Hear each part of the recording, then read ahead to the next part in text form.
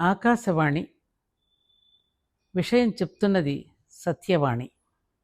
Master Krishnaswamy గారు జీవించింది 42 సంవత్సరాలు మాత్రమే. స్వామి వివేకానందుడు కూడా అలాగే చాలా తక్కువ సంవత్సరాలు జీవించి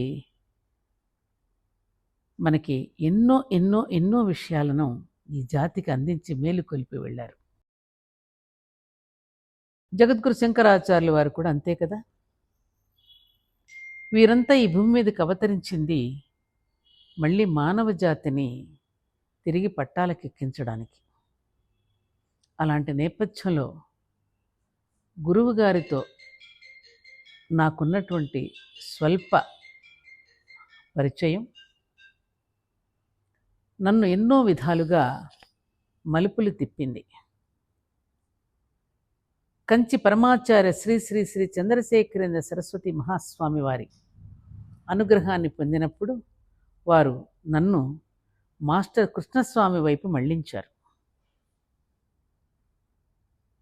వారి ద్వారా కులపతి ఎక్కిరాల కృష్ణమాచార్యులు గారి యొక్క పరిచయం, వారి ఇరువురి యొక్క సాన్నిధ్యంలో ఎంతోమంది మేలుకొన్నవారై ఆ జగద్గురు వరల్డ్ టీచర్ ట్రస్ట్ ద్వారా ఎంతోమంది శిష్యులు తయారై ప్రశిష్యులుగా దేశ విదేశాలలో మాస్టర్ గారి యొక్క సందేశాన్ని ఎక్కడెక్కడికో విశ్వవ్యాప్తం చేశారు.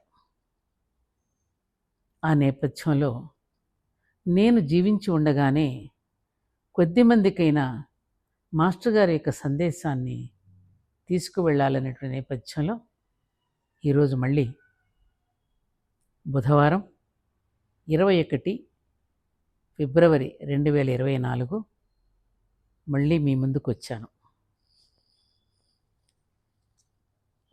మళ్ళీ ఈ గురువులు చేస్తున్నది ఏమిటి అనే విషయం మీద మాస్టర్ గారు చెప్పిన విషయాన్ని మళ్ళీ మీ ముందు ఉంచుతున్నాను.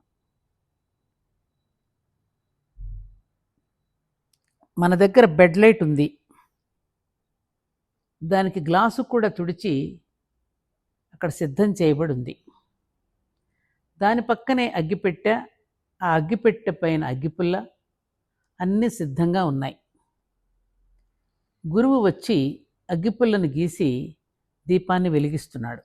అంటే సామగ్రి సాధన అంతా శిష్యుడిదే, దానిని వెలిగించేటట్టు అనుగ్రహిస్తున్నవాడే గురువు. నా కాళ్ళ మీద పడు, అన్నీ నేనే చూసుకుంటున్నవాడు గురువు ఎలా అవుతాడు? నిన్ను నీ కాళ్ళ మీద నిలబెట్టేవాడు గురువు అవుతాడు. అది మాస్టర్ గారు ఇక్కడ చెప్పింది. సాధనా సామగ్రి అన్నీ నువ్వు సమకూర్చుకుంటే తాను వచ్చి దీపాన్ని వెలిగించి మన అనుగ్రహించి వెళతాడనే అర్థంతో మాస్టర్ గారు ఈ ఉదాహరణ చెప్పారు. అలాగే సూర్యునికి పద్మానికి ఎంత దూరం ఉన్నది? కానీ సూర్యుడు ఉదయించగానే పద్మం వికసిస్తోంది. దీనిని సాన్నిధ్యం ప్రసాదించడం అంటారు. గురువుకు ఎంత దూరంలో ఉన్నా శిష్యుడు గురువును స్మరించడం ద్వారా ఆయన సాన్నిధ్యాన్ని పొంది విప్పారగలుగుతాడు, వికసించగలుగుతాడు. ఇంకో గమ్మత్తు చూసారా? పద్మం వికసించే పద్ధతిలో ఒక రమ్యత, ఒక సామ్యం ఉంటుంది.